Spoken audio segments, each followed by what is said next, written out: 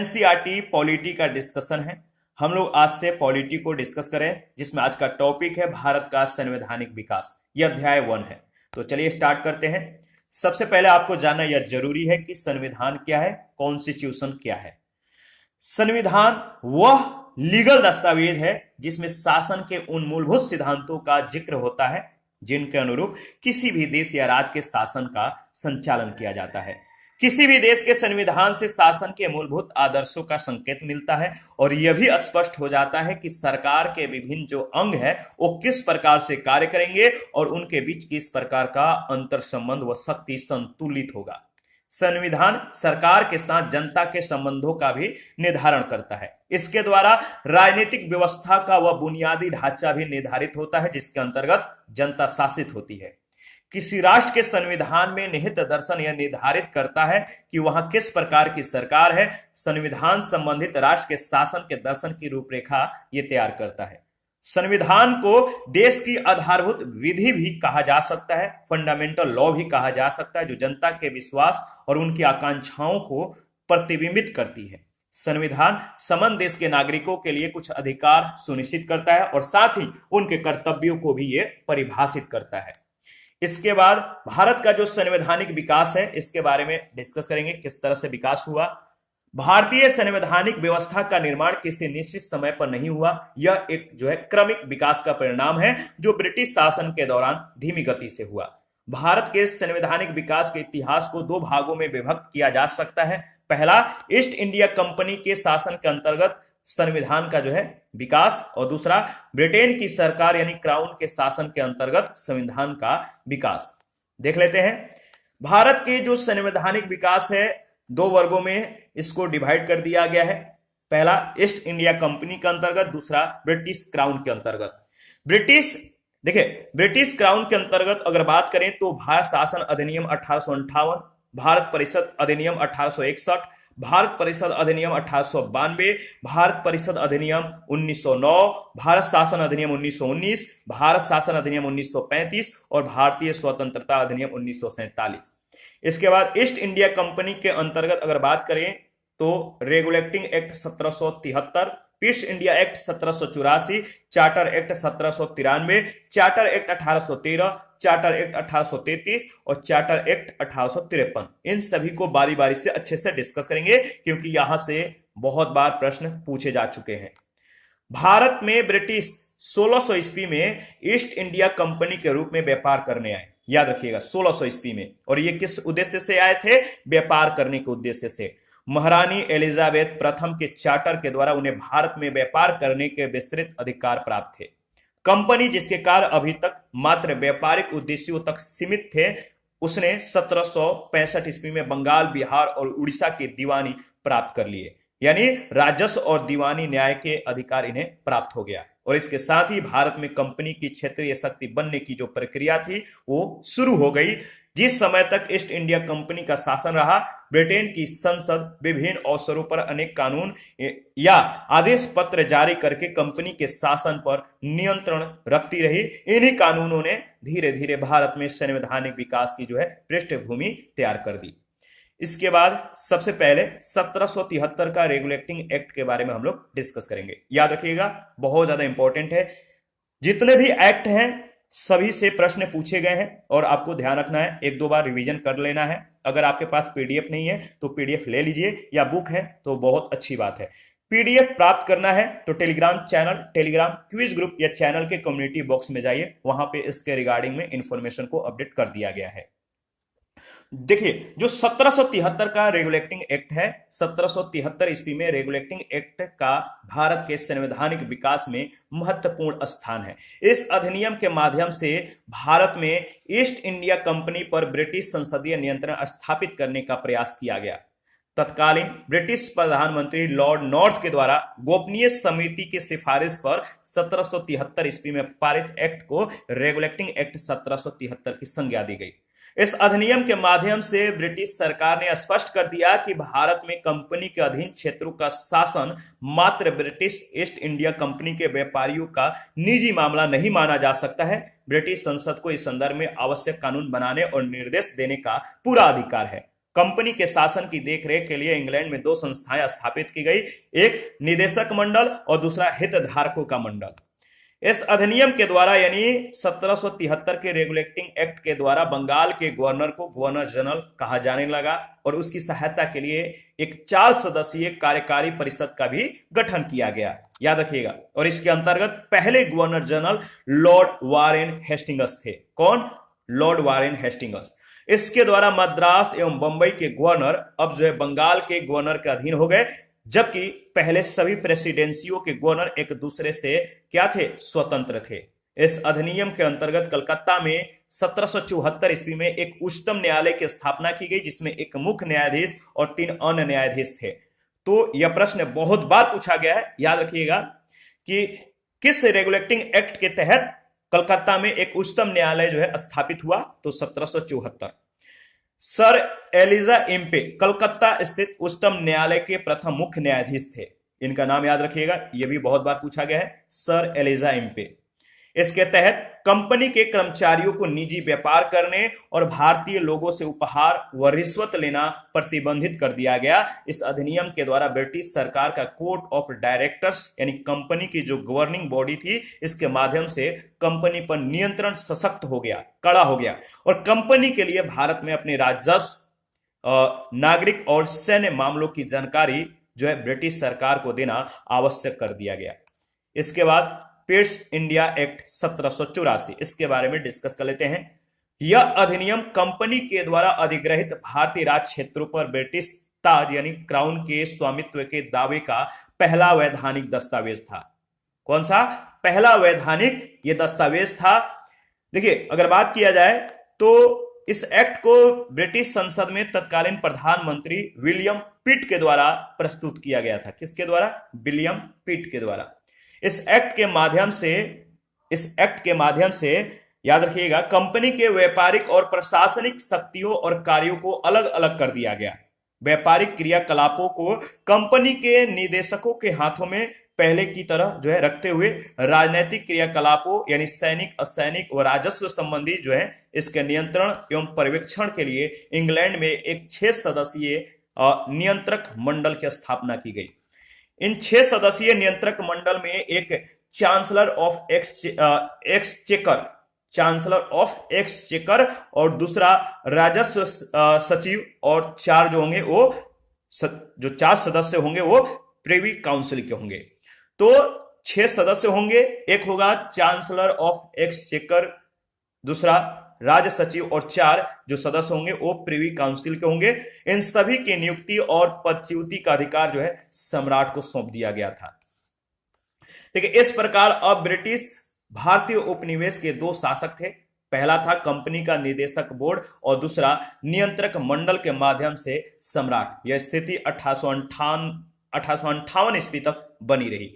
Governor general की परिषद की सदस्य संख्या 4 से कम करके 3 कर दी गई और इस परिषद को भारत में प्रशासन जैसे कि सैन्य शक्ति, युद्ध, संधि, राजस्व और देशी रियासतों आदि के अधीक्षण की शक्ति प्रदान कर दी गई। अधिनियम का जो महत्व है इसके बारे में देख लेते हैं। जो यह अधिनियम है इसका 2 महत्व था। भारत में कंपनी के अधीन क्षेत्र को पहली बार ब्रिटिश आधिपत्य का क्षेत्र घोषित कर दिया गया और दूसरा जो महत्व है वो है ब्रिटिश सरकार को भारत में कंपनी के कार्यों और इसके प्रशासन पर पूर्ण नियंत्रण प्रदान किया गया। इसके बाद 1786 का अधिनियम, इसके बारे में डिस्कस करेंगे। इस अधिनियम के द्वारा, किस अधिनियम के द्वारा? तो 1786 के अधिनियम के द्वारा गवर्नर जनरल को जो है विशेष परिस्थितियों में अपने परिषद के निर्णय को निरस्त करने यानी रद्द करने, रिजेक्ट करके अपने निर्णय को लागू करने का अधिकार दे दिया गया और साथ ही गवर्नर जनरल को प्रधान सेनापति की शक्तियां भी प्रदान कर दी गई। ये दोनों अधिकार सर्वप्रथम किससे प्राप्त हुआ? तो लॉर्ड कॉर्नवालिस को, याद रखिएगा। आगे बढ़ते हैं। इसके बाद चार्टर एक्ट 1793, इसके बारे में डिस्कस कर लेते हैं। तो चार्टर एक्ट जो 1793 है, इस अधिनियम के माध्यम से कंपनी के व्यापारिक अधिकारों को 20 वर्षों के लिए क्या कर दिया गया? बढ़ा दिया गया और नियंत्रक मंडल के सदस्यों को भारतीय राजस्व से वेतन देने की व्यवस्था कर दी गई।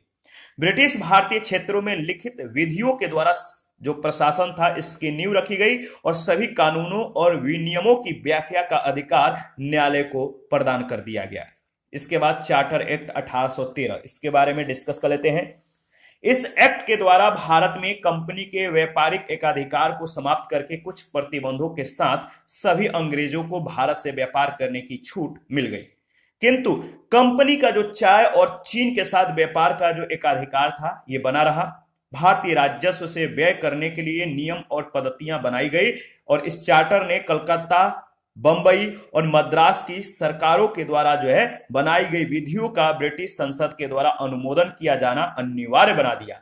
ब्रिटिश संसद की अनुमति के बिना ये विधियां लागू नहीं की जा सकती थी। कंपनी के गवर्नर जनरल, गवर्नरों और प्रधान सेनापतियों को नियुक्त करने का अधिकार दिया गया। इसके लिए ब्रिटिश क्राउन की स्वीकृति अनिवार्य थी।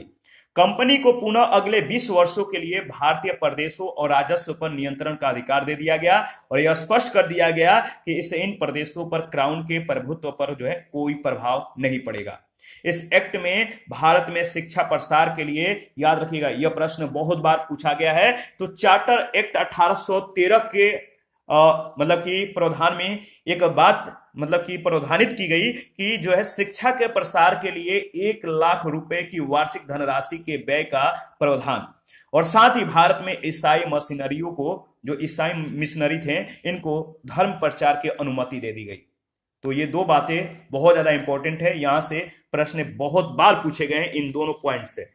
इसके बाद 1833 का जो चार्टर अधिनियम है इसके बारे में डिस्कस कर लेते हैं। ब्रिटिश भारत के प्रशासनिक केंद्रीकरण की दिशा में यह अधिनियम निर्णायक कदम था। इस अधिनियम की जो विशेषताएं हैं वो निम्नलिखित है। देखिए, इसने बंगाल के गवर्नर जनरल को क्या कर दिया, भारत का गवर्नर जनरल बना दिया। तो 1833 का जो चार्टर अधिनियम है इसने बंगाल के गवर्नर जनरल को अब भारत का गवर्नर जनरल बना दिया, जिसमें सभी नागरिक और सैन्य शक्तियां निहित थी। इस प्रकार और इस अधिनियम ने पहली बार एक ऐसी सरकार का जो है निर्माण किया जिसका ब्रिटिश अधिकार वाले संपूर्ण भारतीय क्षेत्र पर पूर्ण नियंत्रण था।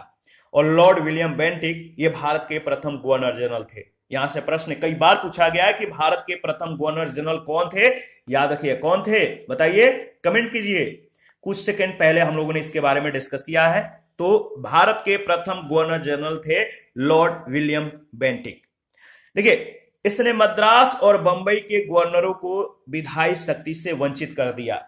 1833 का जो चार्टर अधिनियम है इसने क्या किया, मद्रास और बंबई के जो गवर्नरों की विधायी शक्ति थी इसको इन शक्तियों से इनको जो है वंचित कर दिया गया और भारत के गवर्नर जनरल को पूरे ब्रिटिश भारत में विधायिका के असीमित अधिकार क्या कर दिए गए, प्रदान कर दिए गए। और इसके अंतर्गत पहले के जो बनाए गए कानून थे इनको नियामक कानून, क्या, नियामक कानून कहा गया और नए कानून के तहत बने कानूनों को एक्ट कहा गया, अधिनियम कहा गया।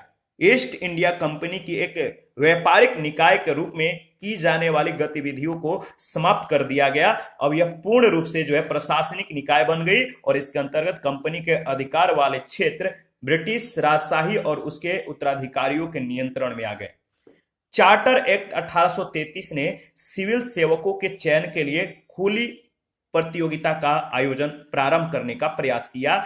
ओपन जो प्रतियोगिता था इसका आयोजन प्रारंभ करने का जो चार्टर एक्ट 1833 है इसने ये जो चीजें थी इसमें कही गई, जो सिविल सेवक होंगे उनके लिए एक ओपन प्रतियोगिता होगा। और अधिनियम के धारा 87 में यह वर्णित किया गया कि रंग, जाति और धर्म के आधार पर कंपनी की सेवा से भारतीयों को किसी भी पद और कार्यालय और रोजगार को प्राप्त करने से वंचित नहीं किया जाएगा। तो चार्टर एक्ट 1833 के एक धारा 87 में जो है यह बात कह दी गई कि जो रंग, जाति और धर्म के आधार पर जो कंपनी की सेवा है इससे भारतीयों को किसी भी पद, कार्यालय और रोजगार को प्राप्त करने से इन्हें वंचित नहीं किया जा सकता है। और कालांतर में यही धारा प्रशासन में भारतीय की जो है भागीदारी के लिए मुख्य आधार बन गई। कोर्ट ऑफ डायरेक्टर्स के विरोध के कारण इस प्रावधान को रद्द कर दिया गया, समाप्त कर दिया गया।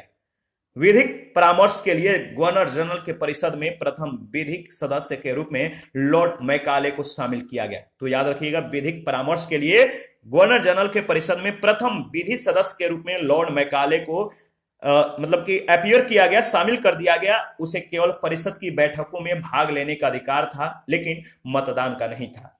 विधियों के संहिताकरण के लिए गवर्नर जनरल को आयोग गठित करने का अधिकार जो है प्रदान कर दिया गया और 1834 ईस्वी में लॉर्ड मैकाले की अध्यक्षता में 4 सदस्यीय विधिक आयोग जो है गठित हुआ। इस एक्ट के द्वारा भारत में दास प्रथा को क्या कर दिया गया, विधि विरुद्ध घोषित कर दिया गया, अवैध घोषित कर दिया गया और 1843 ईस्वी में दास प्रथा को पूर्णतः जो है समाप्त कर दिया गया, मतलब कि कानून। 1853 का जो चार्टर अधिनियम है इसके बारे में डिस्कस कर लेते हैं, बहुत इंपॉर्टेंट है। 1793 ईस्वी से 1853 ईस्वी तक, 1793 से 1853 के दौरान अगर बात करें तो ब्रिटिश संसद के द्वारा पारित किए गए चार्टर अधिनियमों की श्रृंखला में यह अंतिम चार्टर अधिनियम था। संवैधानिक विकास की दृष्टि से यह एक महत्वपूर्ण अधिनियम था और इस अधिनियम के द्वारा गवर्नर जनरल की परिषद के विधायी कार्यों को प्रशासनिक कार्यों से पृथक करने की व्यवस्था की गई। विधि निर्माण के लिए भारत के लिए एक अलग 12 सदस्यीय जो है विधान परिषद, याद रखिएगा 12 सदस्यीय विधान परिषद की स्थापना की गई और विभिन्न क्षेत्रों व प्रांतों के प्रतिनिधियों को इसका सदस्य बनाकर सर्वप्रथम क्षेत्रीय प्रतिनिधित्व का सिद्धांत लागू किया गया। परिषद की इस शाखा ने छोटी संसद की तरह जो है कार्य किया। किस तरह? छोटी संसद के रूप में कार्य किया और गवर्नर जनरल की परिषद में 6 नए सदस्यों में से 4 का चुनाव बंगाल, मद्रास, बंबई और आगरा की स्थानीय प्रांतीय सरकारों के द्वारा किया जाता था। विधान परिषद का प्रमुख कार्य देश के लिए विधि बनाना था, देश के लिए कानून बनाना था, किंतु इस विधि को अधिनियम बनाने के लिए गवर्नर जनरल की अनुमति आवश्यक थी और ऐसी विधियों पर गवर्नर जनरल वीटो भी कर सकता था। वीटो का मतलब क्या होता है? देखिए अभी के संदर्भ में अगर समझने की कोशिश करेंगे तो दोनों सदनों से मतलब कि पास किए गए जो अधिनियम होते हैं, अगर ये राष्ट्रपति के पास जाता है तो राष्ट्रपति का जो अधिकार होता है कि मतलब उस अधिनियम पे वो सहमति दें या ना दें या अपने पास जो है पड़े रहने दें, मतलब कि कोई समय सीमा निर्धारित नहीं होता है, तो राष्ट्रपति को जो है एक शक्ति प्राप्त है जिसे हम वीटो कहते हैं। वैसे इनको इसके लिए 4 मतलब कि अधिकार प्राप्त हैं, तो इसको आगे हम लोग डिस्कस करेंगे कि जो वीटो शक्ति है वो राष्ट्रपति का किस तरह का होता है, तो यही वीटो शक्ति होता है। इस अधिनियम के अन्य प्रावधान जो है निम्नलिखित हैं। पहला है, बंगाल के प्रशासनिक कार्यों के लिए एक पृथक लेफ्टिनेंट गवर्नर नियुक्त किया गया। दूसरा, विधि सदस्य को गवर्नर जनरल की परिषद का पूर्ण सदस्य बना दिया गया और तीसरा, कंपनी के महत्वपूर्ण पदों पर नियुक्ति के लिए सीधी भर्ती के स्थान पर प्रतियोगी परीक्षाओं को आधार बनाया गया। याद रखिएगा। इसके बाद भारत शासन अधिनियम 1858 है, इसके बारे में डिस्कस कर लेते हैं। सन 1858 के पश्चात ब्रिटिश शासन के अंतर्गत भारत में किए गए सुधारों का मुख्य उद्देश्य 1857 के विद्रोह जैसी घटना की पुनरावृत्ति को रोकना और साथ ही एक प्रशासनिक व्यवस्था को स्थापित करके भारत का उपयोग ब्रिटिश औपनिवेशिक हित में करना था। अधिनियम की जो विशेषताएं हैं इसके बारे में डिस्कस कर लेते हैं। इसके तहत भारत का शासन सीधे महारानी विक्टोरिया के अधीन चला गया। गवर्नर जनरल का पदनाम बदलकर भारत का वायसराय कर दिया गया। वह भारत में ब्रिटिश ताज का प्रत्यक्ष प्रतिनिधि बन गया। लॉर्ड कैनिंग भारत के प्रथम वायसराय बने।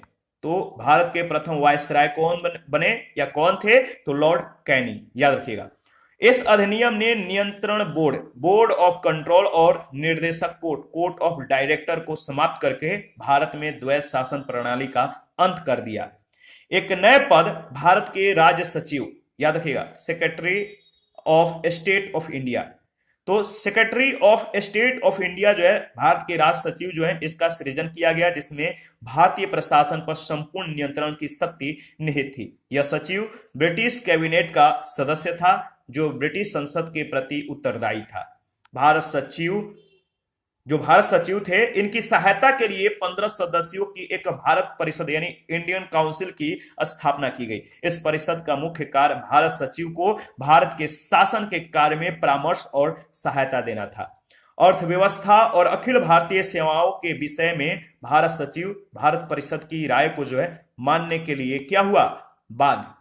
याद रखिएगा, मानने के लिए क्या हुआ? ये मतलब कि बाध्य था। और अन्य सभी विषयों पर अगर बात करें तो याद रखिएगा, अन्य सभी विषयों पर वह उसकी राय को मानने से इनकार कर सकता था। तो अर्थव्यवस्था और अखिल भारतीय सेवाओं के विषय में भारत सचिव भारतीय परिषद के राय को मानने के लिए बाध्य था, लेकिन अन्य सभी विषयों पर वह अपनी राय को मानने से इनकार कर सकता था। उसे अपने कार्यों की वार्षिक रिपोर्ट ब्रिटिश संसद के समक्ष जो है अनिवार्यतः प्रस्तुत करनी पड़ती थी। 1 नवंबर 1858 को ब्रिटिश महारानी की घोषणा को भारतीय शिक्षित वर्ग ने अपने हितधारकों को, या हित कह सकते हैं अपने अधिकारों का जो है ये मैग्ना कार्टा कहा। तो महारानी की, जो ब्रिटिश महारानी थी, इनकी घोषणा को भारतीय शिक्षित वर्ग ने अपने अधिकारों का मैग्ना कार्टा कहा। इसके बाद देखिए भारत परिषद अधिनियम जो 1861 है, इसके बारे में डिस्कस कर लेते हैं। इसमें जो इंपॉर्टेंट है वही चीजें जो है इंडिकेट किया गया है, आपको जो है याद रखना है। 1861 का भारतीय परिषद अधिनियम जो है भारत के संवैधानिक विकास के इतिहास में 2 कारणों से विशेष महत्व रखता है। ये जो 2 कारण हैं आपको ध्यान में रखना है। पहला, इस अधिनियम के द्वारा गवर्नर जनरल की परिषद में भारतीय प्रतिनिधियों को शामिल करके उन्हें विधायी कार्यों में सहयोग करने का अधिकार प्रदान कर दिया गया और गवर्नर जनरल की विधायी शक्तियों का विकेंद्रीकरण कर दिया गया। दूसरा जो महत्व है वो क्या है, प्रांतीय विधान परिषदों को विधि निर्माण का अधिकार प्रदान किया गया, जिससे प्रांतीय स्वायत्तता का प्रारंभ हुआ। गवर्नर जनरल की कार्यपालिका परिषद का विस्तार करते हुए इसमें विधि विशेषज्ञ के रूप में एक 5वां सदस्य जो है शामिल किया गया। गवर्नर जनरल की परिषद को विधि निर्माण की शक्ति प्राप्त थी और इस उद्देश्य के लिए केंद्रीय विधानमंडल में न्यूनतम जो है 6 सदस्य और अधिकतम 12 सदस्य जो है नामांकित किए जा सकते थे। इन नामांकित सदस्यों में से आधे सदस्य गैर सरकारी होते थे। तत्कालीन वायसराय लॉर्ड कैनिंग ने 1862 ईस्वी में नवगठित केंद्रीय विधान परिषद में निम्नलिखित 3 भारतीयों को नियुक्त किया। ये 3 जो भारतीय थे, नाम याद रखिएगा। देखिए, नरेंद्र सिंह ये पटियाला के महाराजा थे, और इसके बाद देव नारायण सिंह ये बनारस के राजा थे, और इसके बाद तीसरा थे सर दिनकर राव। तो पटियाला के महाराजा नरेंद्र सिंह, बनारस के राजा देव नारायण सिंह और सर दिनकर राव, ये तीनों भारतीय जो है इसमें नियुक्त हुए। लॉर्ड कैनिंग ने विभागीय प्रणाली की शुरुआत की, पोर्टफोलियो सिस्टम की जो है शुरुआत की, और इस अधिनियम के अनुसार बंबई और मद्रास की विधान परिषदों को कानून बनाने और उसमें संशोधन यानी रिफॉर्म करने की जो शक्ति है वो प्रदान की गई। इस अधिनियम के द्वारा उत्तर पश्चिमी सीमांत क्षेत्र पंजाब और बंगाल में नई विधान परिषदों की स्थापना की गई। गवर्नर जनरल को अध्यादेश यानी ऑर्डिनेंस जारी करने की शक्ति प्रदान की गई, जो आपातकाल में 6 माह तक प्रभावी रह सकता था। उपयुक्त विशेषताओं के होते हुए भी इस अधिनियम में निम्नलिखित कमियां थी। ये जो कमियां थी देख लेते हैं क्या क्या मतलब कमियां थी। देखिए, पहला कमी था विधान परिषद में गैर सरकारी सदस्यों की कोई प्रभावी भूमिका नहीं थी। वे न तो कोई प्रश्न पूछ सकते थे और न ही बजट पर चर्चा कर सकते थे। दूसरा जो कमी था, गवर्नर जनरल केंद्रीय तथा प्रांतीय विधान परिषदों के द्वारा पारित किसी विधेयक पर निषेधाधिकार यानी वीटो का प्रयोग कर सकता था, और साथ ही ब्रिटिश संसद किसी भी विधि को जो है अस्वीकार कर सकती थी। आगे बढ़ते हैं। देखिए, इसके बाद अगर बात किया जाए तो भारतीय परिषद अधिनियम 1892, इसके बारे में देख लेते हैं। इसके माध्यम से केंद्रीय और प्रांतीय विधान परिषदों में अतिरिक्त यानी गैर सरकारी सदस्यों की संख्या बढ़ाई गई। यद्यपि बहुत सरकारी सदस्यों का जो कह सकते हैं बहुमत कह सकते हैं, जो बहुमत था वो सरकारी सदस्यों का ही होता था। तो भारतीय परिषद अधिनियम 1892 में जो है इसके माध्यम से क्या हुआ, केंद्रीय और प्रांतीय विधान परिषदों में अतिरिक्त यानी गैर सरकारी सदस्यों की संख्या बढ़ाई गई, लेकिन बहुमत किसका होता था, सरकारी सदस्यों का ही रहता था। ये लोग बहुमत में थे, और केंद्रीय विधानसभा के अतिरिक्त मनोनीत सदस्यों की जो संख्या था वो कम से कम 10 और अधिक से अधिक जो था वो 16 निश्चित कर दिया गया था। इनमें से 10 सदस्यों को गैर सरकारी होना आवश्यक था। इस अधिनियम में गैर सदस्यों की नियुक्ति के लिए जो है अप्रत्यक्ष निर्वाचन प्रणाली का प्रावधान किया गया। विधान परिषद की शक्तियों में वृद्धि हुई। अब सदस्यों को जो है आर्थिक नीति तथा बजट पर बहस करने की जो है अनुमति प्राप्त हुई, परंतु मतदान का अधिकार इन्हें नहीं था। परिषद के सदस्यों को जनहित से संबंधित मामलों में कुछ सीमाओं के भीतर प्रश्न पूछने का अधिकार प्राप्त हुआ। निर्वाचन पद्धति का आरंभ किया जाना इस अधिनियम की एक प्रमुख विशेषता है। प्रांतीय परिषद के गैर सरकारी सदस्य नगरपालिका, जिला बोर्ड, विश्वविद्यालय और वाणिज्य मंडल के द्वारा अप्रत्यक्ष रूप से निर्वाचित किए जाते थे। इसके बाद भारतीय परिषद अधिनियम 1909, याद रखिएगा, यहां से बहुत बार प्रश्न पूछा गया है। भारतीय परिषद अधिनियम 1909 को मार्ले मिंटो सुधार के नाम से भी जाना जाता है। मार्ले और मिंटो ये दोनों कौन थे? तो याद रखिएगा, लॉर्ड मार्ले ये इंग्लैंड में भारत के राज्य सचिव थे और लॉर्ड मिंटो ये भारत में वायसराय थे। लॉर्ड मिंटो ने इस दिन को भारतीय इतिहास की युगांतर घटना कहा था। क्या कहा था? युगांतर घटना। और देखिए, मार्ले मिंटो सुधार का जो लक्ष्य था, भारत परिषद अधिनियम 1892 के दोषों को, जो कमियां था, इसको दूर करना और मुस्लिम अल्पसंख्यकों को खुश करना तथा भारत में बढ़ते हुए उग्रवाद और क्रांतिकारी राष्ट्रवाद का सामना करना था। इस अधिनियम ने केंद्रीय और प्रांतीय विधान परिषदों के आकार में व्यापक वृद्धि की, बहुत ज्यादा इसने वृद्धि कर दिया और केंद्रीय परिषद में सदस्यों की संख्या 16 से 60 हो गई, जबकि प्रांतीय विधान परिषदों में इनकी संख्या अलग अलग थी। इस अधिनियम ने केंद्रीय परिषद में सरकारी बहुमत को बनाए रखा, लेकिन प्रांतीय परिषदों में गैर सरकारी सदस्यों के बहुमत की अनुमति थी। इसने दोनों स्तरों पर विधान परिषदों के चर्चा कार्यों की परिधि को बढ़ाया, जैसे पूरक प्रश्न पूछना, बजट पर संकल्प रखना आदि। इस अधिनियम के अंतर्गत पहली बार किसी भारतीय का वायसराय और गवर्नर की कार्यपालिका परिषद के साथ एसोसिएशन बनाने का प्रावधान किया गया। याद रखिएगा। आगे बढ़ते हैं। देखिए, अगर बात किया जाए तो सत्येंद्र प्रसाद सिन्हा, इनका नाम याद रखिएगा, सत्येंद्र प्रसाद सिन्हा वायसराय की कार्यपालिका परिषद के ये प्रथम भारतीय सदस्य बने। उन्हें विधि सदस्य बनाया गया था। इस अधिनियम के द्वारा भारत में प्रादेशिक चुनाव के लिए व्यावसायिक और सांप्रदायिक प्रतिनिधित्व प्रणाली को अपनाया गया। इस अधिनियम ने पृथक निर्वाचन के आधार पर मुस्लिमों के लिए सांप्रदायिक प्रतिनिधित्व का प्रावधान किया और इसके अंतर्गत मुस्लिम सदस्यों का चुनाव मुस्लिम मतदाता ही कर सकते थे और इस प्रकार इस अधिनियम ने सांप्रदायिकता को वैधानिकता प्रदान की।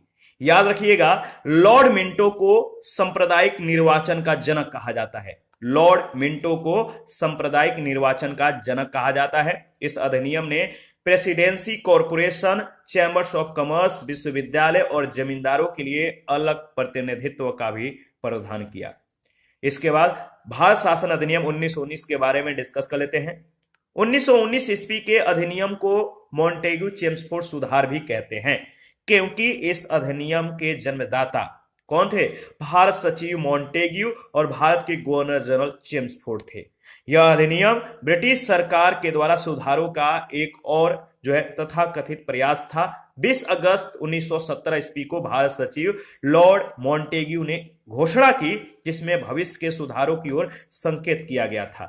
तत्कालीन संवैधानिक सुधारों की मांग, होम रूल आंदोलन, प्रथम विश्व युद्ध आदि अनेक कारणों से यह अधिनियम पारित किया गया था और इस अधिनियम के आधार पर प्रांतों में आंशिक रूप से उत्तरदायी सरकार की स्थापना की गई। पार्षद कार्यपालिका का एक ऐसा भाग था जो गवर्नर के प्रति उत्तरदायी था और दूसरा भाग मंत्रिमंडल था जो प्रांतीय व्यवस्थापिका के प्रति उत्तरदायी था। इस अधिनियम के द्वारा केंद्र में द्विसदनात्मक विधायिका स्थापित की गई।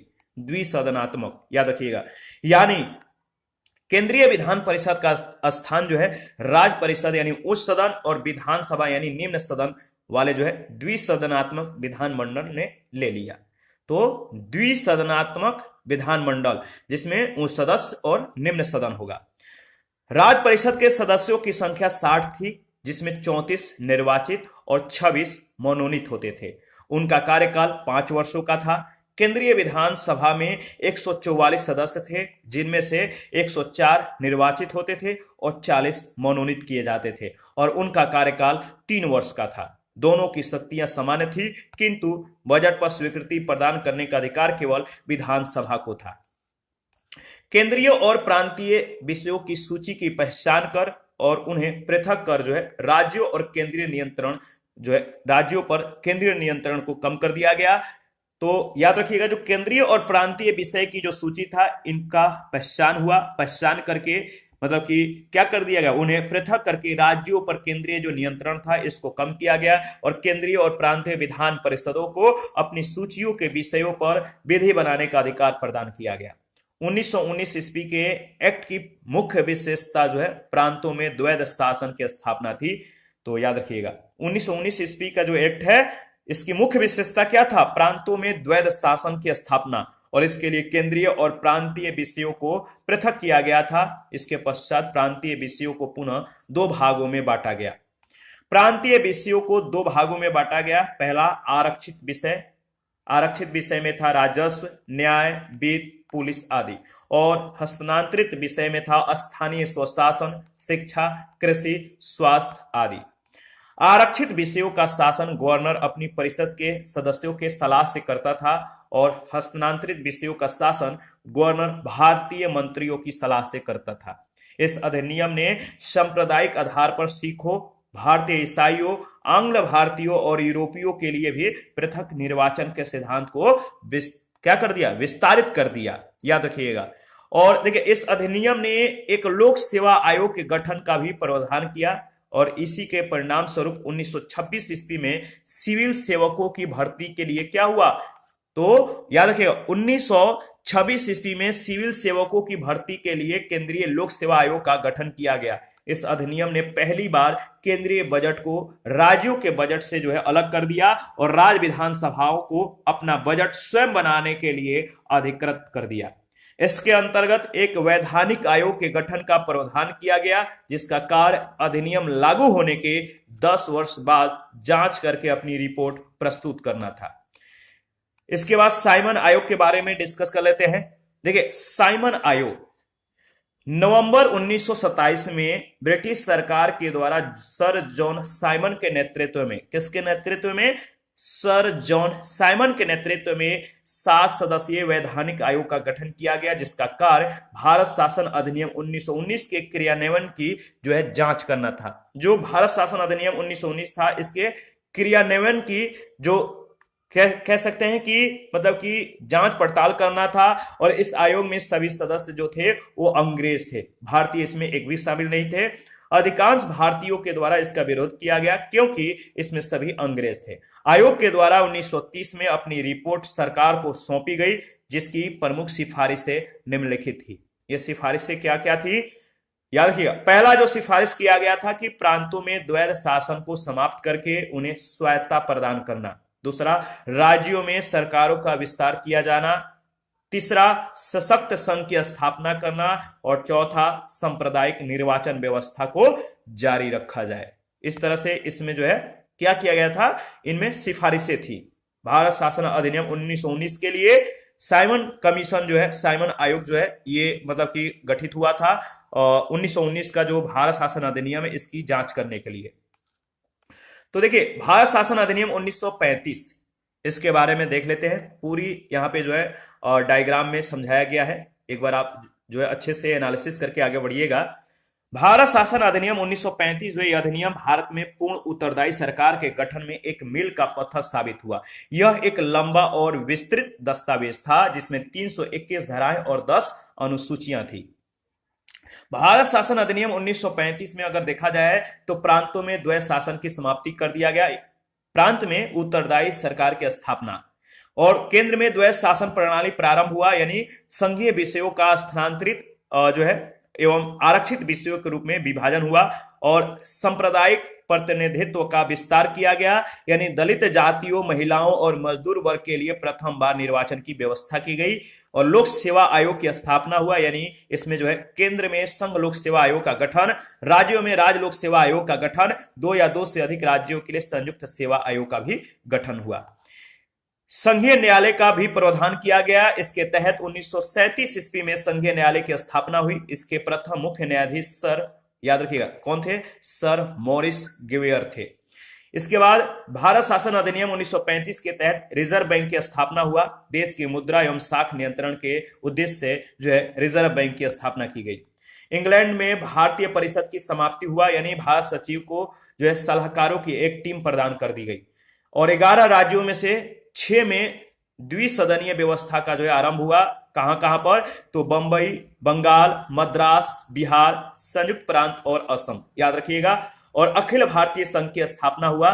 केंद्र एवं राज्य इकाइयों के बीच तीन सूचियां, जो तीन सूचियां थी, संघीय, राज्य और समवर्ती सूची, इसके माध्यम से शक्तियों का बंटवारा किया गया। अवशिष्ट विषयों पर विधि बनाने का अधिकार वायसराय को दे दिया गया और भारत के प्रांतों, चीफ कमिश्नर प्रांतों एवं देशी रियासतों को मिलाकर एक अखिल भारतीय संघ की स्थापना का प्रावधान हुआ। ठीक है, याद रखिएगा। और परंतु यह व्यवस्था कभी अस्तित्व में नहीं आ सकी और वर्मा को भारत से अलग करने का भी इसमें प्रावधान किया गया।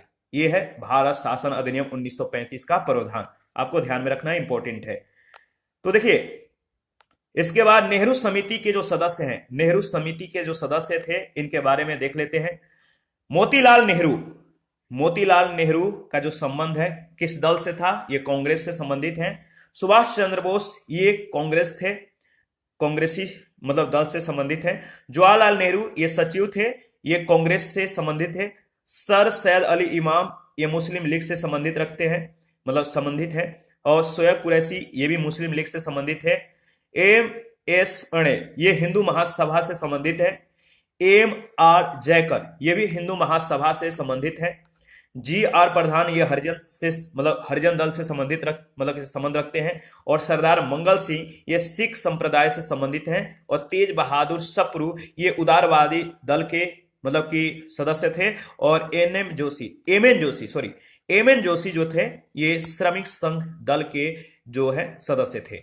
1935 अधिनियम के बारे में पंडित नेहरू ने कहा था, यह अनेक ब्रेकों वाली जो है इंजन रहित गाड़ी है। एक ऐसी गाड़ी है जिसमें मतलब कि ब्रेक नहीं है।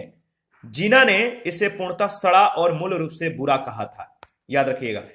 और देखिए, अगर बात किया जाए तो इसके बाद मतलब कि देख लेते हैं कि वर्ष 1937 के चुनाव के आधार पर प्रांतीय सरकारों का गठन हुआ। किस तरह से है तो देख लेते हैं। प्रांत, मुख्यमंत्री और दल।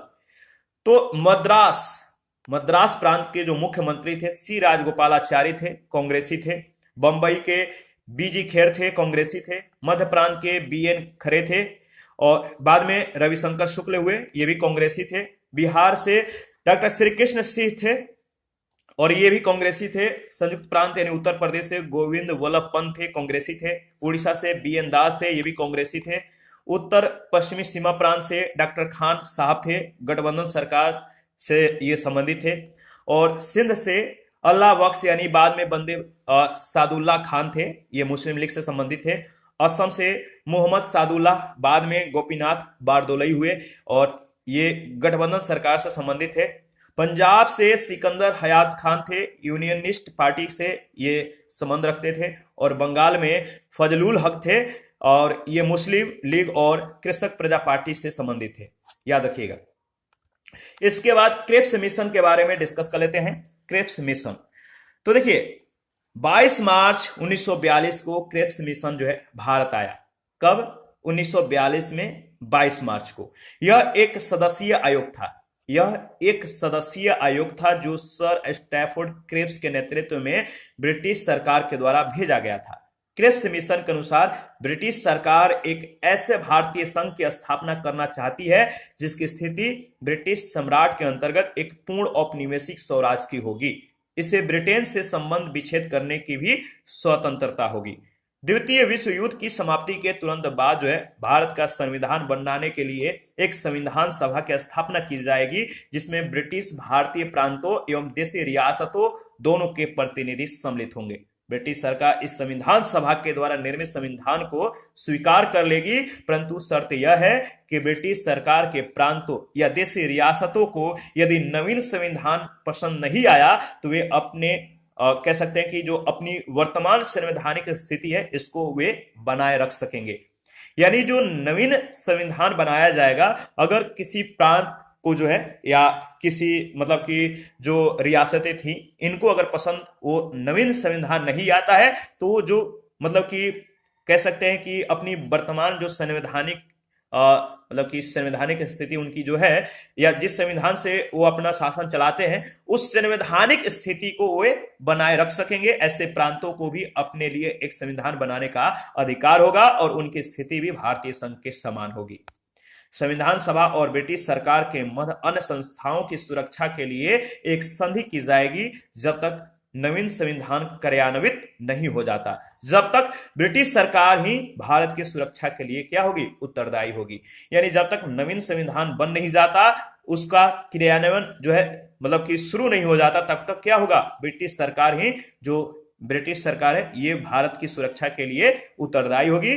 ब्रिटिश सरकार ही जो है इसके लिए शासन अभी जो है सुचारू रूप से चलाते रहेगा जब तक बन नहीं जाता नए मतलब कि संविधान।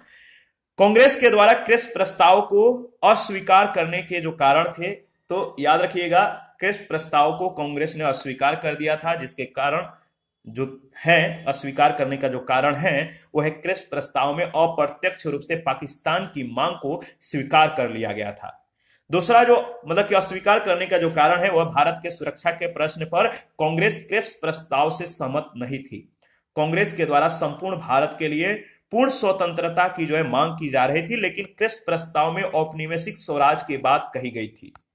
और देखिए, वास्तव में औपनिवेशिक स्वराज के लिए भी कोई तिथि निश्चित नहीं की गई थी। इसी कारण महात्मा गांधी के द्वारा इस प्रस्ताव को दिवालिया बैंक के द्वारा भविष्य के तिथि में भुनाने वाला चेक कहा गया था, पोस्ट डेटेड चेक कहा गया था। क्रिप्स प्रस्ताव में पाकिस्तान के निर्माण की स्पष्ट प्रावधान न होने के कारण मुस्लिम लीग के द्वारा भी क्रिप्स प्रस्ताव को जो है अस्वीकार कर दिया गया। तो कांग्रेस और मुस्लिम जो कह सकते हैं मुस्लिम लीग था, इन दोनों ने जो मतलब कि क्रिप्स प्रस्ताव था इसको अस्वीकार कर दिया।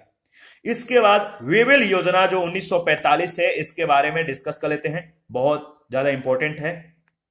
क्रिप्स प्रस्ताव, वेवेल योजना, मार्ले मिंटो सुधार, मॉन्टेग्यू चेम्सफोर्ड सुधार, इन सभी से बार बार प्रश्न पूछे जाते रहे हैं, तो आपको ध्यान में रखना है, रिवीजन करते रहना है। वेवेल योजना 1945 जो है, इसके बारे में देख लेते हैं।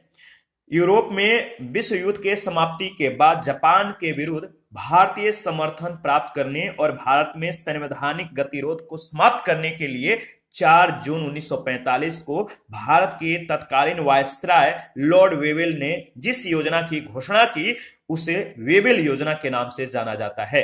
किसने घोषणा की? लॉर्ड वेवेल ने। इसीलिए इस योजना को क्या कहा जाता है? वेवेल योजना कहा जाता है। और ये 1945 में ये योजना मतलब कि आया था। इस योजना के जो मुख्य उद्देश्य थे वो क्या क्या था? जो प्रमुख उद्देश्य है, द्वितीय विश्व युद्ध के पश्चात भारतीयों के द्वारा संविधान बनाए जाने तक के लिए जो है एक प्रकार की अंतरिम व्यवस्था करना। वायसराय की कार्यकारिणी परिषद का पुनर्गठन किया जाएगा, जिसमें वायसराय और सैन्य प्रमुख को छोड़कर से सभी सदस्य भारतीय होंगे। परिषद में स्वर्ण हिंदुओं और मुस्लिमों को समान प्रतिनिधित्व मिलेगा। कार्यकारिणी परिषद अंतरिम राष्ट्रीय सरकार के समान होगी और गवर्नर जनरल वीटो का प्रयोग अकारण नहीं करेगा, बिना कारण के नहीं करेगा। भारत छोड़ो आंदोलन के दौरान गिरफ्तार सभी नेताओं को रिहा किया जाएगा और शिमला में एक सर्वदलीय सम्मेलन बुलाया जाएगा। इस योजना को कांग्रेस और मुस्लिम लीग दोनों ने अस्वीकार कर दिया, क्योंकि जहां कांग्रेस ने एक अखंड भारत के लिए आग्रह किया, वहीं मुस्लिम लीग पाकिस्तान के लिए अपनी मांग पर अड़ी रही और फलतः क्या हुआ? वेवेल योजना विफल हो गई। इसके बाद शिमला सम्मेलन होता है। शिमला सम्मेलन के बारे में डिस्कस कर लेते हैं। 25 जून 1945 ईस्वी को शिमला सम्मेलन होता है। यह शिमला में होने वाला एक सर्वदलीय सम्मेलन था, जिसमें कुल 22 प्रतिनिधियों ने हिस्सा लिया। इस प्रतिनिधि मंडल का नेतृत्व अबुल कलाम आजाद ने किया था। इस सम्मेलन में मुस्लिम लीग के द्वारा यह शर्त रखी गई कि वायसराय की कार्यकारिणी परिषद में नियुक्त होने वाले सभी मुस्लिम सदस्यों का चयन वह स्वयं करेगी।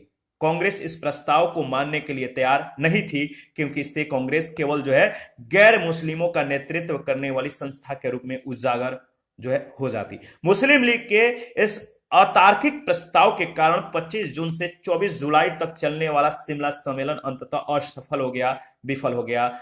इसके बाद कैबिनेट मिशन 1946 आता है। तो कैबिनेट मिशन के बारे में डिस्कस कर लेते हैं। ब्रिटिश प्रधानमंत्री, याद रखिए, सर क्लेमेंट एटली, ये लेबर पार्टी से संबंधित हैं। तो सर क्लेमेंट एटली ने 22 जनवरी 1946 को भारत में चल रहे राजनीतिक गतिरोध को दूर करने के लिए एक उच्च स्तरीय कैबिनेट मिशन भेजने का निर्णय लिया। डेट याद रखिएगा, मिलान करने के लिए दिया जाता है। कैबिनेट मिशन के सदस्यों में से सर स्टैफोर्ड क्रेप्स, एवी अलेक्जेंडर और पैथिक लॉरेंस शामिल थे। तो कैबिनेट मिशन में जो सदस्य शामिल थे, यहां से प्रश्न कई बार पूछे गए हैं, कौन कौन शामिल थे? तो स्टैफोर्ड क्रेप्स, एवी अलेक्जेंडर और Pethick Lawrence. Sir Pethick Lawrence इस मिशन के अध्यक्ष थे, याद रखिएगा। इस मिशन के द्वारा 16 मई 1946 को एक योजना प्रस्तुत की गई, जिसके प्रमुख प्रावधान निम्नवत थे। ये जो प्रावधान है इसके बारे में डिस्कस कर लेते हैं। देखिए, पहला प्रावधान क्या था? ब्रिटिश भारत और देशी रियासतों को मिलाकर एक अखिल भारतीय संघ का गठन किया जाएगा। विदेश, रक्षा और संचार विभाग संघ के अधीन होगा और इसके लिए धन एकत्र करने का अधिकार संघ को होगा। संघ की अपनी कार्यपालिका और विधान पालिका होगी, जिसमें ब्रिटिश भारत एवं देशी रियासतों के प्रतिनिधि जो है शामिल होंगे। संघीय विषयों के अलावा अन्य सभी विषय और अवशिष्ट शक्तियां प्रांतों में निहित होगी।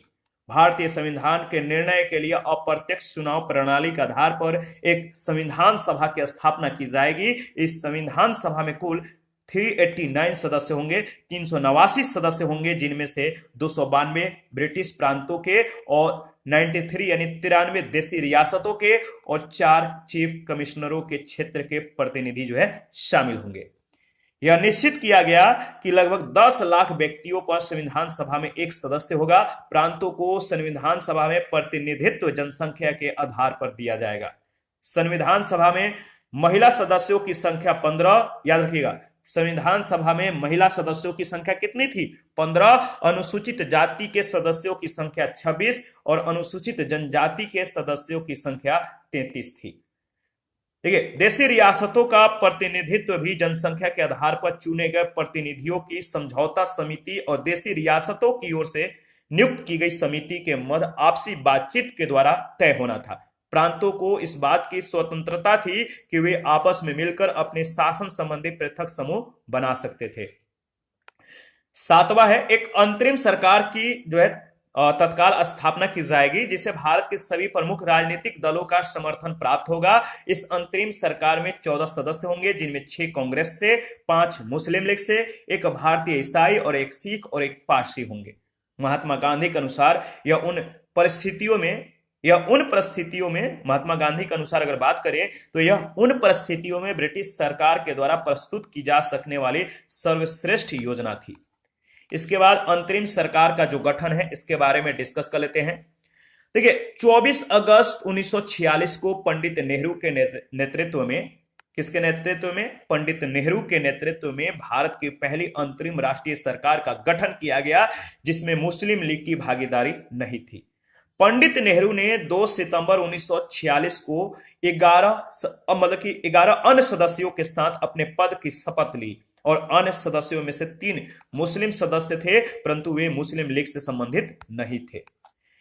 इसके बाद अगर बात करें तो 26 अक्टूबर 1946 को मुस्लिम लीग भी जो है सरकार में शामिल हो गई, जिसका उद्देश्य था परिषद के भीतर रहकर पाकिस्तान के लिए लड़ना। अंतरिम सरकार 1946, अंतरिम सरकार में देख लेते हैं कि कौन से सदस्य किस विभाग को जो है धारित किए थे। तो जवाहरलाल नेहरू, इन्होंने किस विभाग को अपने पास रखा था? तो राष्ट्रमंडल संबंध था इसको और विदेशी मामले को। तो जवाहरलाल नेहरू के पास जो विभाग था, राष्ट्रमंडल संबंधित विभाग और विदेशी मामले से संबंधित विभाग। सरदार वल्लभ भाई पटेल के पास गृह, सूचना एवं प्रसारण विभाग था। डॉक्टर राजेंद्र प्रसाद के पास खाद्य एवं कृषि विभाग था। जॉन मथाई के पास उद्योग एवं नागरिक आपूर्ति विभाग था। जगजीवन राम के पास श्रम विभाग था। सरदार बलदेव सिंह के पास रक्षा विभाग था। CH भाभा के पास कार्य, खनन और ऊर्जा विभाग था। लियाकत अली खां के पास वित्त विभाग था। अब्दुल रब नस्तार के पास डाक, वायु, रेलवे और संचार विभाग था। C राजा गोपालचारी के पास शिक्षा एवं कला विभाग था। I चुंदरीगढ़ के पास वाणिज्य विभाग था और गजनफर अली खान के पास स्वास्थ्य विभाग था। इसके बाद याद रखिएगा योगेंद्र नाथ मंडल के पास विधि विभाग था। मतलब कि ये जो अंतरिम सरकार जो है, यहां से प्रश्न बहुत बार पूछे गए हैं, तो आपको ध्यान में रखना है कि कौन से सदस्य किस विभाग को जो है धारित किए हुए थे। देखिए, अंतरिम सरकार के सदस्य वायसराय की कार्यकारिणी परिषद के सदस्य थे और इस परिषद के अध्यक्ष लॉर्ड माउंटबेटन, वायसराय, ये लॉर्ड माउंटबेटन क्या थे? वायसराय थे, और उपाध्यक्ष पंडित जवाहरलाल नेहरू थे। अंतरिम सरकार के संबंध में डॉक्टर अंबेडकर ने कहा था, यह एक देश की सरकार है जिसे दो राष्ट्र चला रहे हैं। है तो एक देश की सरकार, लेकिन दो राष्ट्र चला रहे हैं, ये जो है बात किसने कही थी? डॉक्टर अंबेडकर ने, याद रखिएगा। और मुस्लिम लीग ने अनुसूचित जाति के हिंदू राजनेता योगेंद्र नाथ मंडल को विधि मंत्रालय के लिए नामित किया। अंतरिम सरकार में पहले से शामिल 3 मुस्लिम सदस्य जो मुस्लिम लीग के सदस्य नहीं थे, इनके स्थान पर 26 अक्टूबर 1946 को मुस्लिम लीग के 5 सदस्य अंतरिम सरकार में शामिल हुए। 9 दिसंबर 1946 ईस्वी को दिल्ली में संविधान सभा की पहली बैठक हुई, जिसका मुस्लिम लीग ने क्या किया? बहिष्कार किया। मुस्लिम लीग के द्वारा संविधान सभा का लगातार बहिष्कार देखते हुए ब्रिटिश सरकार ने यह निर्णय दिया कि संविधान सभा के निर्णय मुस्लिम बहुल क्षेत्रों पर लागू नहीं होगी या नहीं होंगे। इसके बाद देखिए, माउंटबेटन योजना है, ये कब आया? 3 जून 1947। माउंटबेटन योजना के बारे में हम लोग डिस्कस करेंगे, और ये कब आया? 3 जून 1947 को। डेट याद रखिएगा, क्योंकि मिलान करने के लिए प्रश्न पूछे जाते हैं। फॉर्मेट इस तरह से होता है, जैसे एक तरफ आपका जो है माउंटबेटन योजना, वेवेल योजना, क्रिप्स मिशन प्रस्ताव और मॉन्टेग्यू चेम्सफोर्ड सुधार, और दूसरी तरफ जो है उनसे संबंधित डेट दे दिए जाएंगे और मिलान करने के लिए आपसे पूछा जाएगा, तो आपको समय को भी ध्यान में रखना है। देखिए, जो माउंटबेटन योजना है, अगर इसके बारे में बात करें तो तत्कालीन परिस्थितियों में ब्रिटिश प्रधानमंत्री क्लेमेंट एटली ने 20 फरवरी 1947 को यह घोषणा की कि जो ब्रिटिश सरकार है 30 जून 1948 से पहले भारतीय को सत्ता जो है सौंप देगी। सत्ता के निर्बाध हस्तांतरण की व्यवस्था करने के लिए वेवेल के स्थान पर लॉर्ड माउंटबेटन को वायसराय के रूप में भारत भेजा गया। 3 जून 1947 को माउंटबेटन के द्वारा प्रस्तुत योजना को माउंटबेटन योजना कहा जाता है, और इस योजना के जो प्रमुख बिंदु हैं वो निम्नलिखित थे। पहला, भारत का विभाजन भारतीय संघ और पाकिस्तान में इस योजना के अनुसार कर दिया जाए। दूसरा बिंदु, इन राज्यों की सीमा निश्चित करने के पूर्व पश्चिमोत्तर सीमा प्रांत और असम के सिलहट जिलों में जो है जनमत संग्रह कराया जाए और सिंध प्रांत की विधानसभा में वोट कराया जाए और निश्चित किया जाए कि वे किसके साथ रहना चाहते हैं। बंगाल और पंजाब में हिंदू व मुसलमान बहुसंख्यक जिलों के प्रांतीय विधानसभा के सदस्यों की जो है अलग अलग बैठकें बुलाई जाएं, और उसमें से अगर कोई भी पक्ष प्रांत का विभाजन चाहेगा तो विभाजन कर दिया जाएगा। चौथा जो बिंदु है, संविधान सभा 2 भागों में बढ़ जाएगी, जो अपने अपने राज्यों के लिए संविधान तैयार करेगी। दोनों राज्यों को डोमिनियन स्टेटस यानी अधिराज का दर्जा प्रदान किया जाएगा। देशी रियासतों को यह स्वतंत्रता होगी कि वे जिनके साथ चाहे मिल जाएं या अपना स्वतंत्र अस्तित्व बनाए रखें। इस योजना को कांग्रेस और मुस्लिम लीग दोनों ने स्वीकार कर लिया।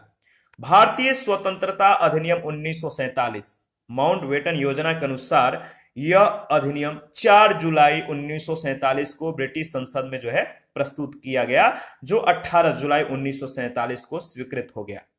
याद रखिए, नॉर्मन डी पॉमर ने लिखा, किसने? नॉर्मन डी पॉमर ने लिखा है कि ब्रिटिश पार्लियामेंट के इतिहास में शायद ही कोई इतना महत्वपूर्ण विधेयक रहा हो जो इतने कम समय में और इतने कम वाद विवाद से जो है पास हुआ हो। तो याद रखिएगा, इस अधिनियम के द्वारा निम्नलिखित जो है प्रावधान किए गए थे। पहला जो प्रावधान है, 15 अगस्त 1947 को भारत और पाकिस्तान दोनों स्वतंत्र अधिराज्यों की स्थापना हो जाएगी। दूसरा जो इसमें प्रावधान था, प्रत्येक अधिराज्य में एक गवर्नर जनरल होगा जिसकी नियुक्ति इंग्लैंड का सम्राट करेगा। तीसरा जो प्रावधान था, दोनों राज्यों की संविधान निर्मात्री सभाओं को जो है अपने राज्यों के लिए संविधान बनाने का अधिकार होगा। चौथा जो प्रावधान था, दोनों देशों के लिए, दोनों कंट्री के लिए, दोनों देशों के लिए अलग अलग संविधान सभा का गठन किया जाएगा तथा वर्तमान संविधान सभा ही नए संविधान के बनने और लागू होने तक जो है क्या विधानमंडल के रूप में 1935 के एक्ट के तहत क्या करेगी? कार्य करेगी। इसके बाद पांचवा जो इसमें प्रावधान किया गया था, दोनों अधिराज्यों की सीमा का निर्धारण करने के लिए 2 सीमा आयोग दो सीमा आयोग, पंजाब सीमा आयोग और बंगाल सीमा आयोग गठित किए गए, जिसके अध्यक्ष सर रेडक्लिफ थे। कौन थे? सर रेडक्लिफ थे, याद रखिएगा। और जब तक, जो छठा प्रावधान था, जब तक संविधान सभाएं संविधान का निर्माण नहीं कर लेती हैं, तब तक संविधान सभा विधानमंडल के रूप में भी कार्य करेगी। साथ ही विधानमंडल के रूप में कार्य करते समय इनकी शक्तियों पर ब्रिटिश संसद किसी प्रकार का नियंत्रण नहीं होगा। ब्रिटिश सरकार का इन पर कोई नियंत्रण नहीं होगा, यह भी प्रावधान किया गया था। देखिए, इसके बाद स्वतंत्र भारत का पहला मंत्रिमंडल 1947 में गठित हुआ। तो इसमें देख लेते हैं कि किस सदस्य ने कौन सा विभाग जो है अपने पास रखा, कौन सा विभाग जो है धारित किया। पंडित जवाहरलाल नेहरू ने जो विभाग लिए वो था प्रधानमंत्री का, ये प्रधानमंत्री बने। राष्ट्रमंडल तथा विदेशी मामले और वैज्ञानिक शोध विभाग जो है ये अपने पास रखे, इनको ये विभाग मिला। और सरदार वल्लभ भाई पटेल को जो है गृह, सूचना और प्रसारण राज्यों के मामले जो है ये विभाग इनको सौंपा गया।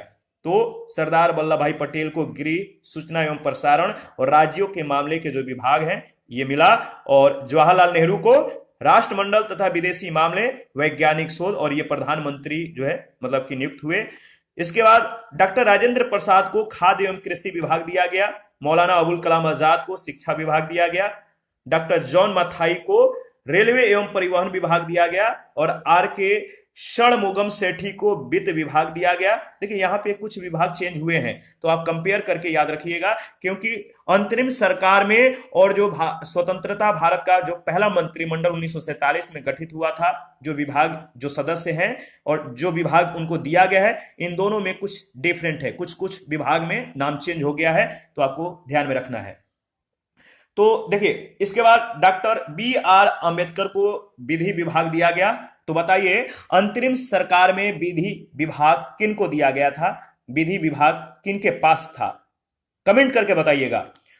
और जगजीवन राम को श्रम विभाग दिया गया। सरदार बलदेव सिंह को रक्षा विभाग दिया गया। तो यहां पे आप कमेंट करके बताइए कि अंतरिम सरकार में रक्षा विभाग किन को दिया गया था? बताइए, रक्षा विभाग सरदार बलदेव सिंह को ही दिया गया था। तो दोनों यहां पे सेम है। इसके बाद स्वास्थ्य विभाग राजकुमारी अमृत कौर को दिया गया। तो बताइए, अंतरिम सरकार में जो स्वास्थ्य विभाग दिया गया था किनको दिया गया था, किनके पास था? याद रखिए, गजनफर अली खान को जो है स्वास्थ्य विभाग दिया गया था। और वाणिज्य विभाग किनके पास है 1947 के दौरान? तो CH भाभा। तो बताइए, अंतरिम सरकार 1946 में जो वाणिज्य विभाग है किनके पास था? वाणिज्य विभाग याद रखिए, I चुंदरीगर इनके पास था। इसके बाद अगर बात किया जाए तो रफी अहमद किदवई को संचार विभाग दिया गया। डॉक्टर श्यामा प्रसाद मुखर्जी को उद्योग एवं आपूर्ति विभाग दिया गया। और इसके बाद अगर बात किया जाए तो VN गाडगिल को कार्य, खान एवं ऊर्जा विभाग दिया गया। तो कार्य, खान एवं ऊर्जा विभाग अंतरिम सरकार 1946 में किसके पास था? आपको कमेंट करके बताना है, बताइए। तो यहां पे देखिए नाम चेंज हुआ है, आपको ध्यान में रखना है। तो अगर आपके पास PDF नहीं है तो PDF प्लीज आप लोग ले लीजिए। इसके लिए Telegram channel, Telegram quiz group या चैनल की कम्युनिटी बॉक्स में जाइए, वहां पे इंफॉर्मेशन अपडेट कर दिया गया। आपके पास बुक है तो आप लोग जो है एक बार एनालिसिस कर लीजिएगा। इसके बाद संविधान सभा के बारे में हम लोग डिस्कस करेंगे। संविधान सभा के विचार को व्यवहारिक रूप में सर्वप्रथम अमेरिका और फ्रांस में अपनाया गया।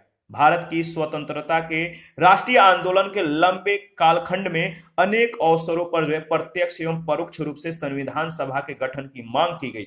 संविधान सभा के सिद्धांत का दर्शन सर्वप्रथम बाल गंगाधर तिलक के निर्देशन में निर्मित स्वराज विधेयक में मिलता है। कहां पर? स्वराज विधेयक में। 1922 ईस्वी में गांधी जी ने भारतीय संविधान के निर्माण के लिए भारत की संविधान सभा की आवश्यकता पर बल दिया। हरिजन पत्रिका में उन्होंने, याद रखिएगा, हरिजन पत्रिका किनका है? तो महात्मा गांधी का। उन्होंने यह विचार व्यक्त किया कि भारतीय संविधान भारतीयों की इच्छा के अनुसार ही होगा। तो हरिजन जो पत्रिका है महात्मा गांधी का, उन्होंने इस विचार को व्यक्त किया उस पत्रिका में कि भारतीय संविधान जो है वो भारतीयों की इच्छा के अनुसार ही होगा।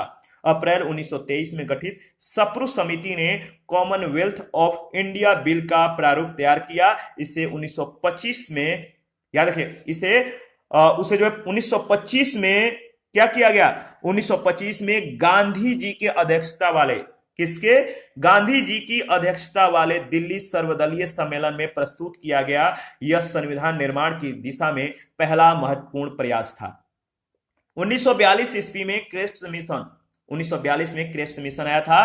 तो 1942 ईस्वी में क्रिप्स मिशन ने भारत में संविधान सभा के गठन की बात को जो है स्पष्ट स्वीकार किया, परंतु इसे व्यवहारिक रूप से या व्यवहारिक रूप वर्ष 1946 में कैबिनेट मिशन प्रस्ताव के द्वारा प्रदान किया जा सका। संविधान सभा के लिए चुनाव जुलाई अगस्त 1946 ईस्वी में हुए। ब्रिटिश भारत के लिए आवंटित 296 सीटों के लिए इस चुनाव में भारतीय राष्ट्रीय कांग्रेस को जो है 208, मुस्लिम लीग को 73 और छोटे दलों और स्वतंत्र सदस्यों को 15 सीटें प्राप्त हुई। इसके शेष सदस्यों का चयन अप्रत्यक्ष रूप से प्रांतीय व्यवस्थापिका के सदस्यों के द्वारा किया जाना था, जिनका चुनाव सीमित मताधिकार के आधार पर किया गया था, जबकि रियासतों का प्रतिनिधित्व उनके शासकों के द्वारा मनोनीत प्रतिनिधियों के द्वारा किया गया। जो रियासतें थी इनका प्रतिनिधित्व किसके द्वारा हुआ, तो उनके शासकों के द्वारा मनोनीत प्रतिनिधियों के द्वारा किया गया। अतः स्पष्ट था कि संविधान सभा आंशिक रूप से चुनी हुई और आंशिक रूप से नामांकित निकाय थी। देश के विभाजन की योजना स्पष्ट होने पर संविधान सभा की संरचना को पुनः व्यवस्थित किया गया। पाकिस्तान में शामिल होने वाले क्षेत्रों और देशी रियासतों से चुन कर आने वाले सदस्य अब जो हैं भारत की संविधान सभा के सदस्य नहीं रहे।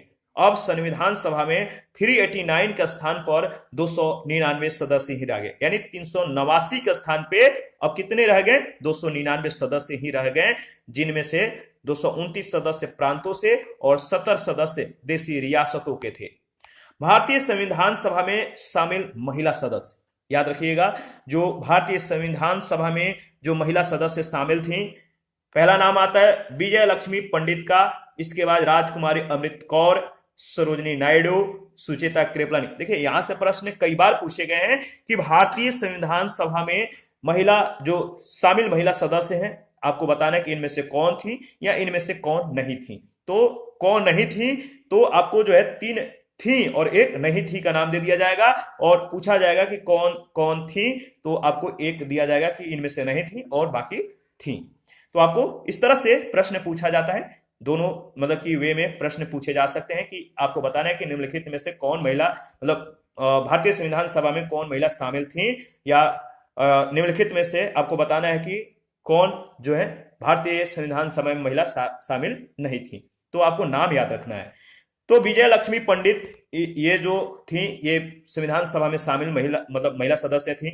राजकुमारी अमृता कौर भी थी, सरोजिनी नायडू थी, सुचेता कृपलानी, लीला राय, इसके बाद पूर्णिमा बनर्जी, जी दुर्गाबाई, इसके बाद याद रखिएगा हंसा मेहता, इसके बाद कमला चौधरी, रेणुका राय, मालती चौधरी, दक्षयानी और वेलायुधन, बेगम एजाज रसूल और एनी मस्किरिनी, इसके बाद अम्मू स्वामीनाथन। ये सभी महिलाएं जो थी भारतीय संविधान सभा में शामिल थी। 9 दिसंबर 1946 को संविधान सभा की प्रथम बैठक हुई। इस डेट को आप जो है मतलब कि रट जाइएगा। संविधान सभा की जो प्रथम बैठक कब हुई थी, 9 दिसंबर 1946 को, और प्रथम बैठक में डॉक्टर सच्चिदानंद सिन्हा को अस्थायी अध्यक्ष नियुक्त किया गया था। तो 9 दिसंबर 1946 को संविधान सभा की पहली बैठक हुई, जिसके अध्यक्ष कौन थे, अस्थायी अध्यक्ष, वो थे डॉक्टर सच्चिदानंद सिन्हा। यहां से कई बार प्रश्न पूछे गए हैं दोनों पॉइंट से, सच्चिदानंद सिन्हा और 9 दिसंबर 1946।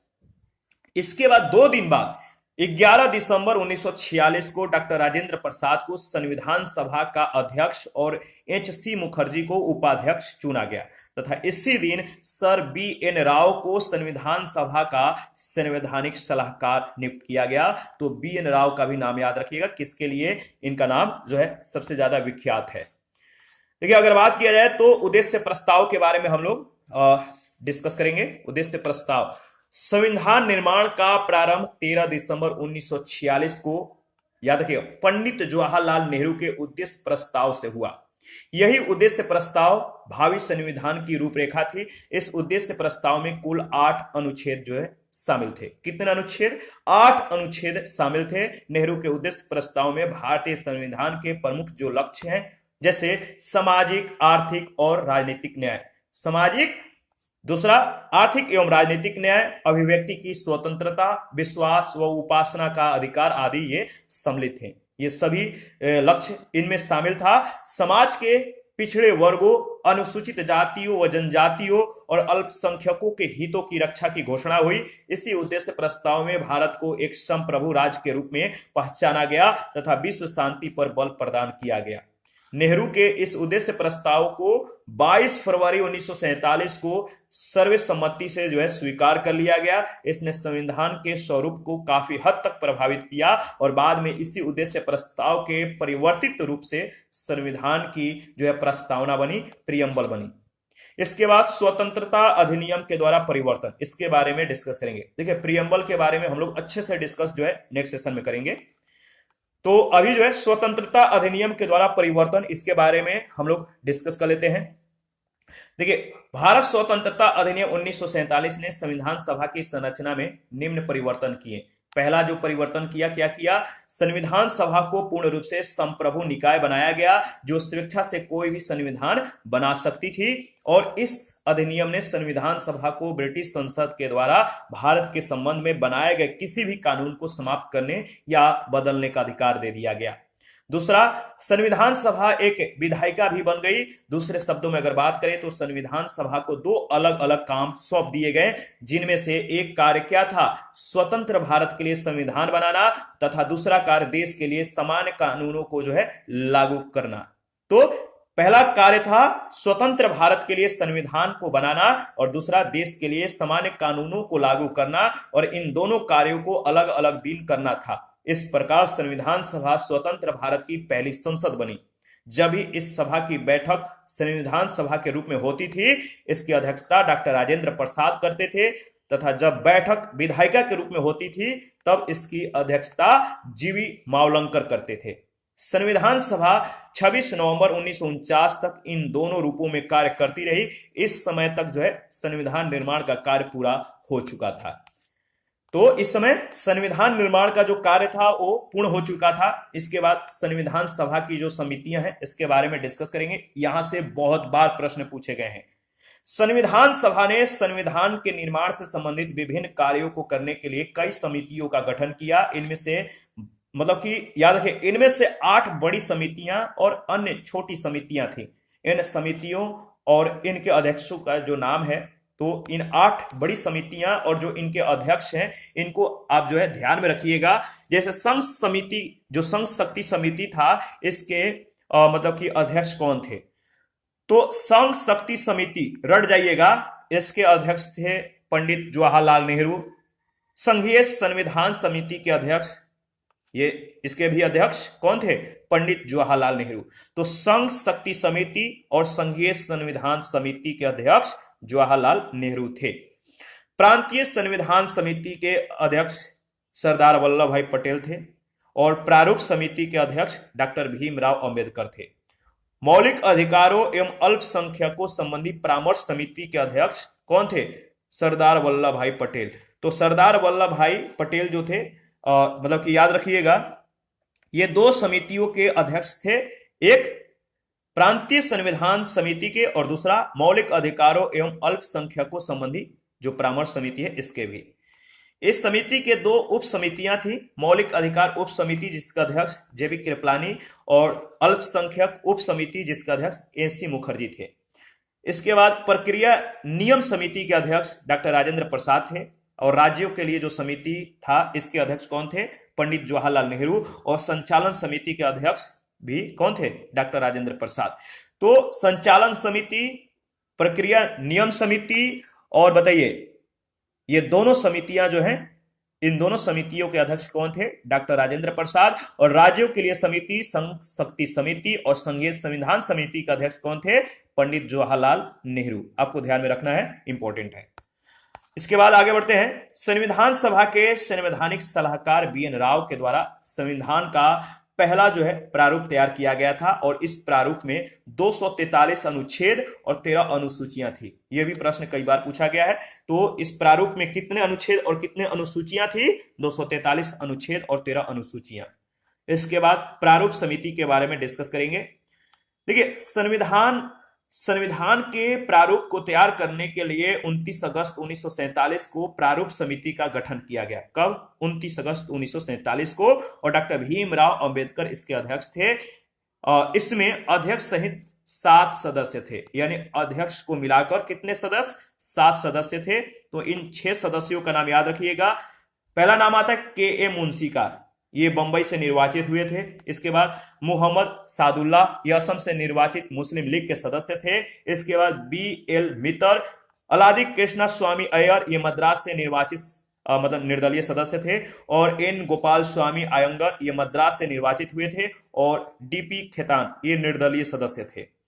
बाद में याद रखिएगा, बाद में BL मित्तर और DP खेतान के स्थान पर N माधव, कौन? N माधव और TT कृष्णाचारी।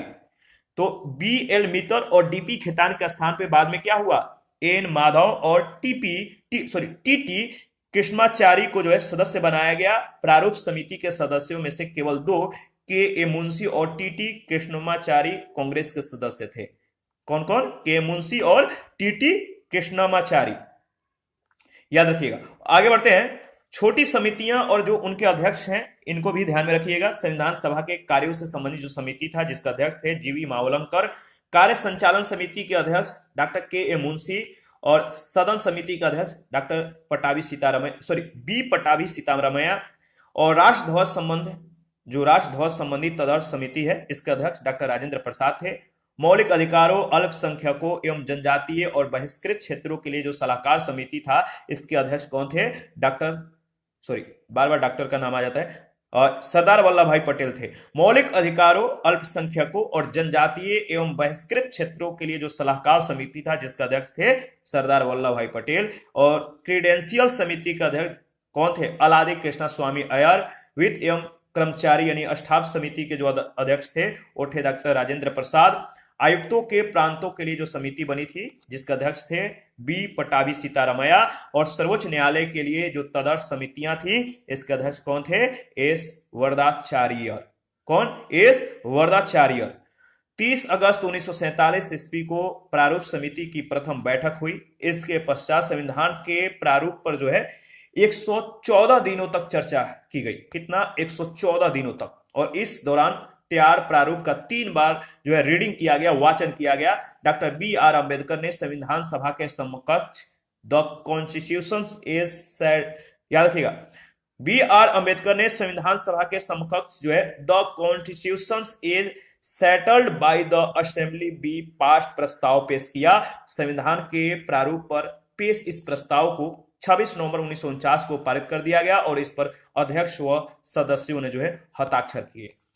भारत के संविधान के पिता या आधुनिक मैन की संज्ञा डॉक्टर BR अम्बेडकर को दी जाती है। इन्हें संविधान के पिता या आधुनिक मैन की संज्ञा दी गई है। किसको? डॉक्टर BR अम्बेडकर को। संविधान सभा में डॉक्टर BR अम्बेडकर का निर्वाचन मुंबई से हुआ था। ये पहले बंगाल प्रेसिडेंसी से चुने गए, परंतु विभाजन के समय वह क्षेत्र पाकिस्तान के अधीन हो जाने से इन्हें पुनः मुंबई से चुना गया। संविधान की प्रस्तावना में 26 नवंबर 1949 का उल्लेख उस दिन के रूप में किया गया है जिस दिन भारत के लोगों ने सभा में संविधान को अपनाया, लागू किया और स्वयं को सौंपा। तो 26 नवंबर 1949 का उल्लेख किस रूप में किया गया है? जिस दिन भारत के लोगों ने सभा में संविधान को अपनाया, लागू किया और स्वयं को सौंपा। 26 नवंबर 1949 को अपनाए गए संविधान में प्रस्तावना 22 भाग, याद रखिएगा, 26 नवंबर 1949 को जो अपनाया गया संविधान में क्या क्या चीजें थी? तो जो संविधान में अपनाया गया वो प्रस्तावना था, प्रियम्बल था, 22 भाग, 395 अनुच्छेद और 8 अनुसूचियां थी। प्रस्तावना को पूरे संविधान को लागू करने के बाद जो है लागू किया गया। संविधान सभा के विकास के जो चरण है इसके बारे में हम लोग डिस्कस करेंगे। याद रखिएगा, जो संविधान सभा के विकास के चरण है, संविधान सभा के निर्माण में 2 वर्ष 11 माह और 18 दिन लगे थे। अपने कार्यकाल में संविधान सभा निम्नलिखित 3 चरणों से गुजरी। कितने चरण से? 3 चरण। 3rd स्टेज तक जो है, इसका मतलब कि चरण था। पहला जो फर्स्ट स्टेज था, पहला जो चरण था, यह चरण 6 दिसंबर 1946 से 14 अगस्त 1947 तक चला। तो फर्स्ट स्टेज का जो समय है 1946 से 1947, 6 दिसंबर 1946 से 14 अगस्त 1947 तक। इसमें जो है संविधान सभा कैबिनेट मिशन के द्वारा सुझाई गई सीमाओं के भीतर कार्य करती रही। इस चरण में पंडित जवाहरलाल नेहरू ने संविधान का उद्देश्य प्रस्ताव प्रस्तुत किया, जिसके आधार पर संविधान का प्रारूप तैयार करने की प्रक्रिया क्या हुई, आरंभ हुई। देखिए इसके बाद अगर बात किया जाए तो द्वितीय चरण आता है, सेकंड स्टेज आता है। यह चरण 15 अगस्त 1947 से 26 नवंबर 1949 तक चला। इस दौरान संविधान सभा एक प्रभुत्व संपन्न, याद रखिएगा, इस दौरान क्या हुआ, संविधान सभा एक प्रभुत्व संपन्न एवं अस्थायी संस्था के रूप में कार्य करती रही। इस दौरान संविधान के प्रारूप का संविधान सभा में वाचन किया गया और उस पर जो है व्यापक विचार विमर्श किया गया। इसके बाद थर्ड स्टेज आता है, तृतीय चरण। यह चरण 27 नवंबर 1949 से मार्च 1952 तक चला। इस दौरान संविधान सभा तब तक एक अस्थायी संसद के रूप में कार्य करती रही जब तक भारत में आम चुनाव के पश्चात निर्वाचित प्रतिनिधि नहीं चुने गए व नई संसद का निर्माण नहीं हो गया। संविधान निर्माताओं ने लगभग 60 देशों के संविधान का अवलोकन किया और इसके प्रारूप पर जो है 114 दिनों तक विचार विमर्श हुआ। तो 60 देशों के संविधान का जो है अवलोकन करके जो है 114 दिनों तक जो है विचार विमर्श होने के बाद हमारी जो संविधान है ये मतलब पूरी तरह से ये बन पाया। संविधान का लागू होना अगर बात करें तो किस तरह से हुआ, संविधान सभा के द्वारा 2 वर्ष 11 माह 18 दिनों की अवधि में भारतीय संविधान का निर्माण किया गया। संविधान सभा ने 26 नवंबर 1949 को संविधान को जो है अंगीकार किया और उसी दिन से संविधान के 16 अनुच्छेद प्रभावी हो गए। ये जो 16 अनुच्छेद हैं वो अनुच्छेद 5, अनुच्छेद 6, 7, 8, 9, अनुच्छेद 60, 324, 366, 367, 379, 380, 388, 391, 392, 393 और 394, ये 16 अनुच्छेद जो है मतलब उसी दिन से ये प्रभावी हो गए। जब संविधान 26 नवंबर 1949 को जो संविधान था जब मतलब कि अंगीकार किया गया उसी दिन से। और इसके कुछ समय बाद 26 जनवरी 1950 को संपूर्ण संविधान को जो है लागू कर दिया गया और इस प्रकार 26 नवंबर 1949 को भारतीय संविधान क्या हुआ, एडॉप्ट किया गया, अंगीकृत किया गया, जबकि 26 जनवरी 1950 को संविधान लागू किया गया। इन दोनों डेटों को याद रखिएगा, यहाँ पे कंफ्यूज नहीं होना है क्योंकि बहुत लोग यहाँ पे गलती कर जाते हैं, तो आपको ध्यान में रखना है। देखिए संविधान दिवस के बारे में अगर बात करें तो 26 नवंबर भारत में संविधान दिवस के रूप में मनाया जाता है। कब, 26 नवंबर को। और इसका प्रारंभ 2015 से हुआ क्योंकि यह वर्ष संविधान निर्माता डॉक्टर भीमराव अंबेडकर के 125वें जन्म दिवस के रूप में मनाया गया था। अंतर्राष्ट्रीय लोकतंत्र दिवस के बारे में अगर बात करें तो देखिए 15 सितंबर 2015 को विश्व भर में अंतर्राष्ट्रीय लोकतंत्र दिवस मनाया गया। संयुक्त राष्ट्र महासभा ने वर्ष 2017 में एक प्रस्ताव पारित करके इस दिन को या दिवस को प्रति वर्ष लोकतंत्र दिवस के रूप में मनाने की घोषणा की थी। इसके बाद भारतीय संविधान ब्रेल लिपि में, देखिए ball association for the blind तथा सावी फाउंडेशन ने साथ मिलकर संविधान का ब्रेल लिपि में यानी 5 भागों में प्रकाशित करने का निर्णय लिया है। 25 नवंबर 2018 को इसके पहले भाग का जो है प्रकाशन किया गया है और इसी के साथ आज का सेशन समाप्त होता है। नेक्स्ट सेशन में भारतीय संविधान की विशेषताओं के बारे में हम लोग डिस्कस करेंगे, तो हमें इजाजत दीजिए।